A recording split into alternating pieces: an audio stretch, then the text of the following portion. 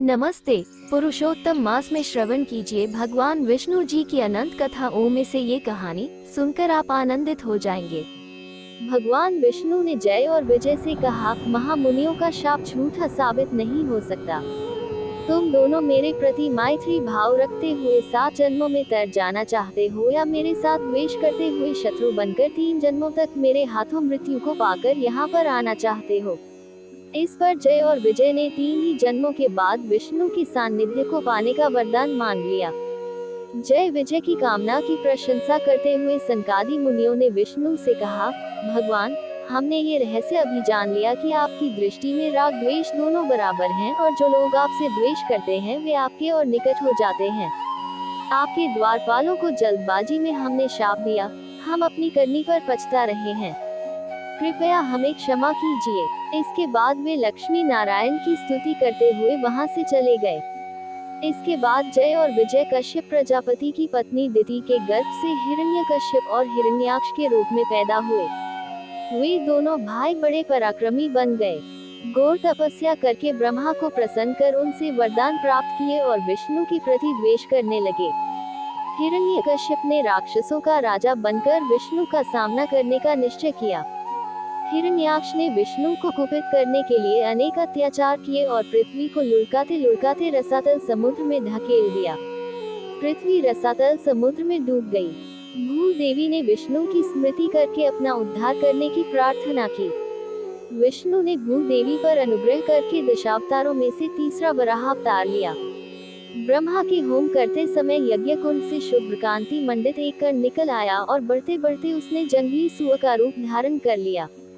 उस सुअर को विष्णु का अवतार मानकर ब्रह्मा आदि देवताओं ने यज्ञ वराह, श्वेत वराह और आदि वराह के रूप में उनकी स्तुति की। यज्ञ वराह ने बढ़ते बढ़ते विशाल रूप धारण कर लिया। उसके पैर बलिष्ठ थे, उसका चर्म इस्पात जैसा कठोर था, वज्र जैसे उसके जबड़े थे, उसकी आंखों से अरुण कांति आ रही थी, उसके रोए स्वर्ण जैसे चमक रहे थे। वह सारे विश्व को गुंजाते हुए हुंकार कर उठा। उसके माथे पर खड्ग जैसा सींग दमक रहा था। वराहावतार तेज गति से रसातल की ओर दौड़ पड़ा। उसकी गति से सारी दिशाएं हिल उठी। प्रलयकालीन आंधी चलने लगी। यज्ञ वराह ने रसातल समुद्र के भीतर डूबी हुई पृथ्वी को अपने सींग से ऊपर उठाया। उसी समय हिरण्याक्ष ने वरुण पर हमला करके युद्ध के लिए उसे ललकारा।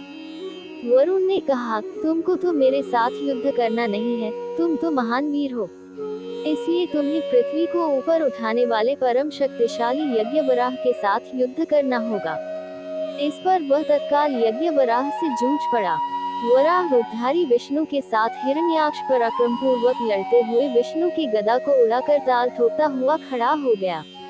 विष्णु ने उसके युद्ध कौशल की प्रशंसा की और उन्होंने फिर से गदा को अपने हाथ में धारण किया। इसके बाद उन दोनों के बीच भयंकर संग्राम छिड़ गया।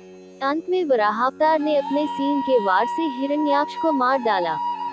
वराहावतार रूपधारी विष्णु को भूदेवी ने वर लिया। वराह मूर्ति ने भूदेवी को उठाकर अपनी जांघ पर बिठा लिया। ब्रह्मा आदि देवताओं ने उन पर फूलों की वर्षा की और जगपति के रूप में अनेक प्रकार से उनकी स्तुति की। वराहावतार लेकर अपने छोटे भाई का वध करने वाले विष्णु से बदला लेने के संकल्प से हिरण्यकश्यप ने ब्रह्मा से वरदान प्राप्त करना चाहा। इस विचार से वह ब्रह्मा को प्रसन्न करने के लिए तपस्या करने चला गया। उस समय उसकी पत्नी लीलावती गर्भवती थी। लीलावती के गर्भ को विच्छिन्न करने के लिए इंद्र ने मायाजाल रचा और उसको बंदी बनाकर आकाश मार्ग में ले जाने लगे। उस वक्त नारद उनसे मिलकर बोले, इंद्र, आप कैसा अन्याय करने जा रहे हैं?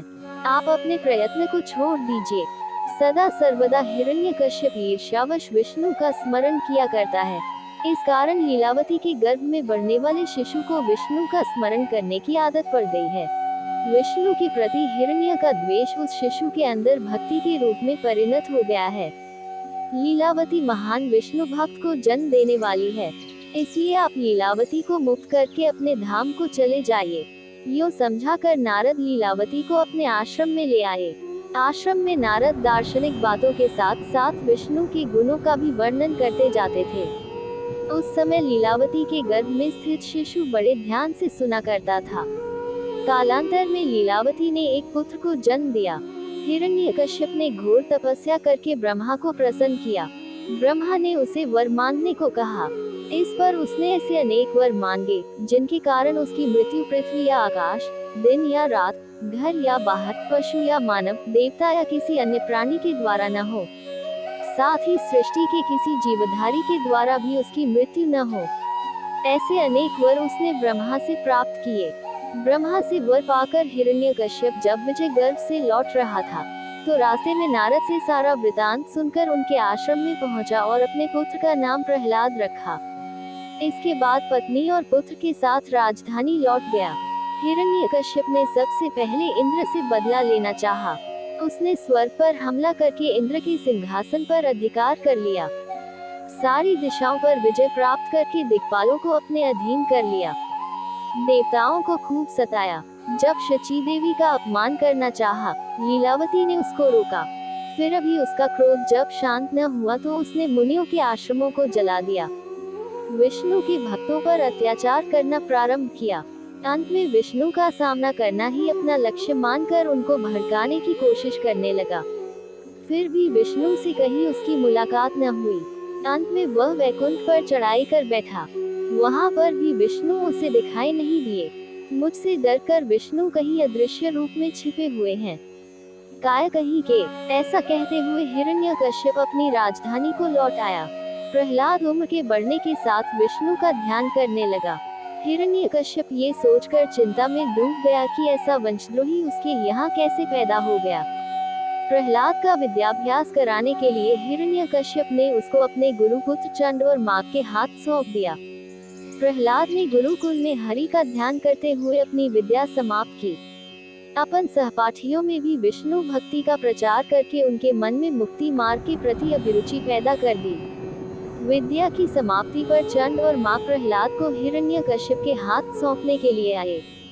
हिरण्यकश्यप ने अपने पुत्र को प्रेम से जान पर बिठाया और पूछा, बेटा, तुम अपनी विद्या का परिचय कराने वाला एक पद्य सुनाओ। प्रहलाद ने अपने मधुर कंठ से एक पद्य गाकर सुनाया, जिसका अर्थ था, मैंने अपने गुरुजी से सारी विद्याएं पूर्ण रूप से सीख ली हैं। उन सभी विद्याओं में श्रेष्ठ विद्या विष्णु के प्रति चित्त लगाना है। विष्णु का स्मरण करने से प्रत्येक व्यक्ति का जन्म सार्थक हो जाता है। प्रहलाद के मुंह से ये बातें सुनकर हिरण्यकश्यप क्रोध से कांप उठा और उसको अपनी जान पर से नीचे धकेल दिया। तब गुरुओं से पूछा, क्या आपने हमारे पुत्र को यही शिक्षा दी है? चंड और माग दोनों थर थर कांपते हुए बोले, राजन, इसमें हमारा कोई दोष नहीं है। आप हम पर नाराज न होइए। ऐसा कहते हुए गुरुकुल में प्रहलाद के व्यवहार का परिचय दिया। हिरण्यकश्यप ने अपने पुत्र को समझाया, विष्णु ने सुअ का रूप धरकर तुम्हारे चाचा का संहार किया है। वो हमारे राक्षस कुल का परम शत्रु है। विष्णु का स्मरण करना हमारे वंश का अपमान करना है। वह अक्षम्य अपराध है। तुम उसका स्मरण करना छोड़ दो। प्रहलाद ने शांत स्वर में कहा, पिताजी, आप दानवों के राजा हैं। मुझको शाप देने में भी आपको संकोच नहीं करना चाहिए। लेकिन मैं क्या करूं? जैसे लोहे का टुकड़ा चुंबक की ओर आकृष्ट हो जाता है, वैसे ही मेरा मन भी विष्णु की ओर खींचा हुआ है। जैसे ब्रह्म कमल को भूल नहीं सकता है, वैसे मैं भी विष्णु को भूल नहीं सकता। यह मेरे वश की बात नहीं है। मेरे शरीर में प्राण के रहते उनको भूल जाना असंभव है। मेरी आत्मा ही विष्णु स्वरूप है। छोटे बालक के मुंह से ऐसी बातें सुनकर हिरण्यकश्यप विस्मय में आ गया। फिर क्रोध में आकर गरजते हुए बोला, तब तो तुम्हारी मौत निश्चित है। तुम अन्न जल के बिना मर जाओ। इसके बाद प्रहलाद को कारागार में धकेल दिया। पुत्र प्रेम के कारण लीलावती तड़प उठी। लीलावती के दुख को देख हिरण्यकश्यप ने प्रहलाद को कारागार से मुक्त कर दिया।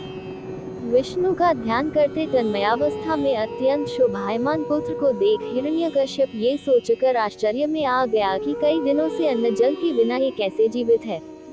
फिर गुस्से में आकर उस बालक को हाथियों के पैरों तले डाल दिया।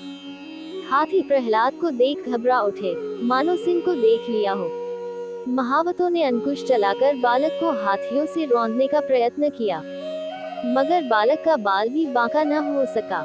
सांपों से डिंसवाने का प्रयत्न किया गया, पर सांप बालक को चूमकर फन फैलाकर नाच उठे। इसके बाद प्रहलाद को पहाड़ की चोटी पर से नीचे धकेलवा दिया गया, फिर समुद्र में फेंकवाया गया, कालकूट विष पिलवाया। फिर भी प्रहलाद को जीवित देख हिरण्यकश्यप ने उससे पूछा, तुम क्यों नहीं मरते? इसका क्या रहस्य है? प्रहलाद ने हंसकर उत्तर दिया, इसमें कोई रहस्य की बात नहीं है। हाथियों में, सांपों में, पत्थर, अग्नि, समुद्र, जहर आदि में ही नहीं, बल्कि आप में और मेरे भीतर भी विष्णु ही विद्यमान है। मुझको मारने के प्रयत्न और मेरा जीवित रहना, ये सब उनकी लीलाओं का महात्म्य है पिताजी।